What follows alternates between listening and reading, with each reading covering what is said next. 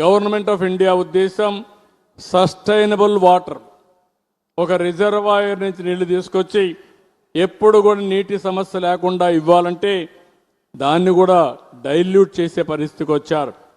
కడాన 5 సంవత్సరాల్లో 2000 కోట్లు కూడా ఖర్చు పెట్టలేదు. దీనివల్ల మొత్తం వచ్చిన డబ్బులు కూడా క్యాన్సిల్ అయ్యే పరిస్థితి వచ్చింది.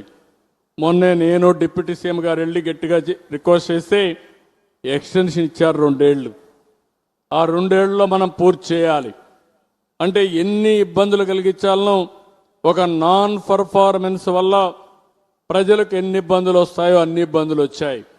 ఇంకో పక్క శానిటేషన్ ఫెసిలిటీస్ అన్ని పూర్తి చేస్తాం, టాయిలెట్ ఇవన్నీ ఇస్తాం, ఇంటింటికి డిజిటల్ కనెక్టివిటీ ఇస్తాం, ఎల్పిజి అందరి ఇళ్ళకి ఇస్తాం, ఇంకో పక్క ఎలక్ట్రిసిటీ, సోలార్ రూఫ్, ఈ 2 కూడా ఇచ్చి కుటుంబానికి ఏం కావాలో చేసి అక్కడి నుంచి అన్ని గ్రామాలకు road connectivity, street lighting, social infrastructure, ఆ ఊర్లో హాస్పిటల్ కానీ కమ్యూనిటీ హాల్స్ కానీ ఇవన్నీ చేయడం, డ్రైనేజ్, అండర్ గ్రౌండ్ డ్రైనేజ్ తయారు చేయడం, వేస్ట్ టు వెల్త్ కాన్సెప్ట్ కూడా లాజికల్గా తీసుకుపోవడం కోసం, ఇక్కడ సమాజం కోసం, రాష్ట్రం కోసం, ఇది ఫ్యామిలీ కోసం, ఇది గ్రామం కోసం ఏం చేయాలో పెట్టాం.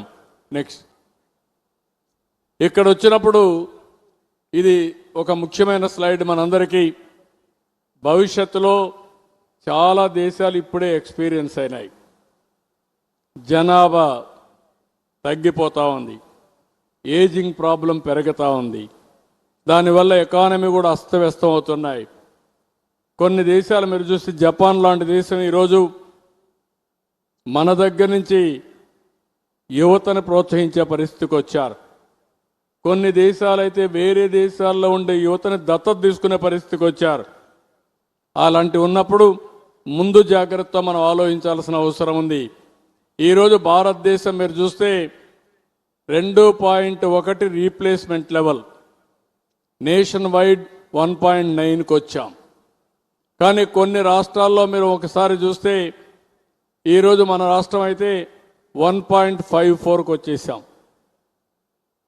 2.1 ఉంటే రీప్లేస్మెంట్ లెవెల్ 1.51 ఉందంటే రాబోయే రోజుల్లో అదంతా కూడా ఇంకా తగ్గి చాలా సమస్యలు వచ్చే పరిస్థితి వస్తాయి. ఈరోజు భారతదేశంలో కూడా మీరు ఒకసారి చూస్తే 0.5 నుంచి 1.69 2100కు వస్తుంది. ఈరోజు యూపీ, బీహార్ వల్ల భారతదేశంలో జనాభా పెరుగుతూ ఉంది. ఇక్కడ అన్ని రాష్ట్రాల్లో రీప్లేస్మెంట్ లెవెల్ కంటే తగ్గాం. దీన్ని ఒక సవాలుగా తీసుకుంటున్నాం. పాపులేషన్ మేనేజ్మెంట్ అని కార్యక్రమం తీసుకుని, లేకపోతే మైగ్రేషన్స్ కూడా ఉంటాయి. ఇక్కడ అభివృద్ధి జరిగితే వేరే రాష్ట్రాల నుంచి వస్తారు, ఇక్కడ జనాభా లేకపోతే, అక్కడ కూడా జనాభా లేకపోతే ఇబ్బందులు వచ్చే అవకాశం ఉంటుంది. ఇది ముందు చూపుగా ఆలోచించి మనం ముందుకు పోతున్నాం. ఈరోజు Japan, South Korea, France, Vietnam, so many కంట్రీస్లో ఈ సమస్య ఉంది. అందుకే మొన్న 2 డెసిషన్లు తీసుకున్నాం. తల్లికి వందనం, ఎంతమంది పిల్లలుంటే అంతమందికి ఇస్తున్నాం. దీనివల్ల పిల్లలు భారం కాదు, పిల్లలు కూడా ఆస్తి అనే భావన తల్లిదండ్రులకు వస్తుంది. పిల్లల్ని చదివించుకోవడం కూడా సులభం అవుతుంది.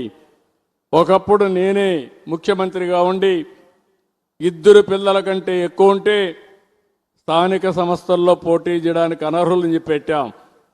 ఇప్పుడు ఆ చట్టాన్ని తీసేసాం. ఇప్పుడు కొత్త చట్టం తేవాల్సి వస్తుంది.